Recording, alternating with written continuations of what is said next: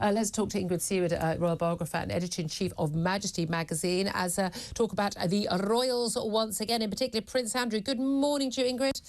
Good morning. Thank you very much for joining us. So we had some, happy news yesterday about what King Charles is planning for his coronation on May the 6th. 3,000 people, a 2-hour ceremony in the morning, the great and the good there, and then this big concert at Windsor.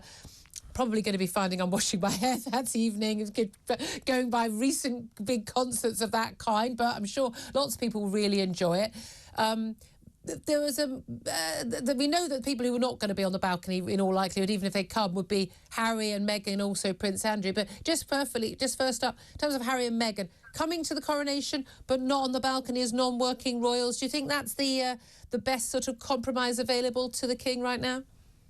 I think it is the only compromise available. Of course, they will be invited. And I think that certainly Harry will come. I'm not so sure. I think Meghan will come, actually, but I'm not sure she will want to at all. I mean, coming to a country where you were really disliked and being so high profile could be a little tricky. But I think for their own careers, they need to be seen to be amongst royalty. Yeah, I mean, but that's the thing. I would not be surprised if they were booed, actually. That's going to be a very difficult situation. The person, of course, who should be booed rather more would be Prince Andrew. A lot of people say we don't talk about Prince Andrew enough, but of course, Prince William, when it comes to sort of battles between Harry and William and Meghan and Kate, that stuff's front page news, and therefore that's why we talk about that more. The Prince Andrew situation, that Newsnight interview, the allegations from Virginia Roberts, now Virginia Giuffre, that settlement, multi-million-pound settlement. We understand the Queen contributed. That was sort of supposed to put that story to bed. He is desperate to rehabilitate himself, to use his HRH title in public, to do public works, to get back on the working royal circuit and be back in the fold. We know that King Charles, his older brother, very, very keen on him not doing that.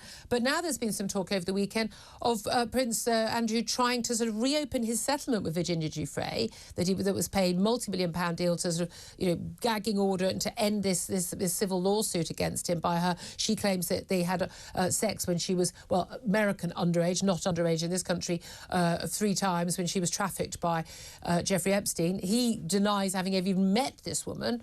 Of course, I must state that. But do you think there's any way back for him? Do you think he's going to be able to reopen this settlement? Well, he might be able to reopen the settlement. But what I find a bit strange is you read one day that King Charles is paying for his private protection, and then the next day you read that Andrew is intending to reopen this multi-million-dollar court case.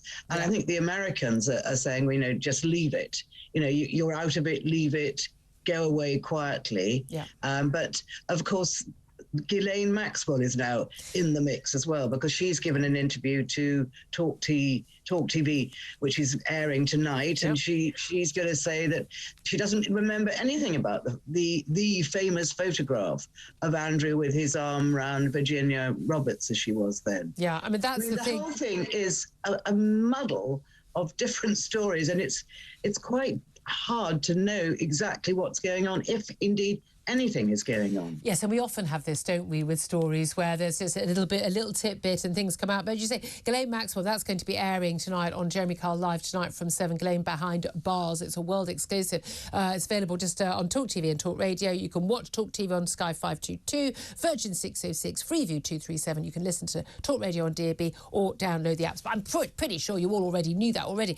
But it's interesting in terms of what the point she's making on this is, again, she's always denied any wrongdoing. She's always denied, remember that there was any meeting, but there's no doubt at all she did introduce Prince Andrew to Jeffrey Epstein, and Jeffrey Epstein was a convicted, basically, sex trafficker. And now so is she. Well, exactly. And so Ghislaine Maxwell's, whatever she says, I think people are going to find pretty hard to believe, because she also has changed her story a few times. And I think the general feeling is that she has, she is guilty. Even if she's not guilty of everything they said she's done, she's certainly inveigled young girls into Jeffrey Epstein's house. I think she's guilty of a lot worse than what she's actually done, to be honest with you, in terms of some of the allegations we've heard. In a way, look, this is a disaster for Prince Andrew to have these allegations just brought up again.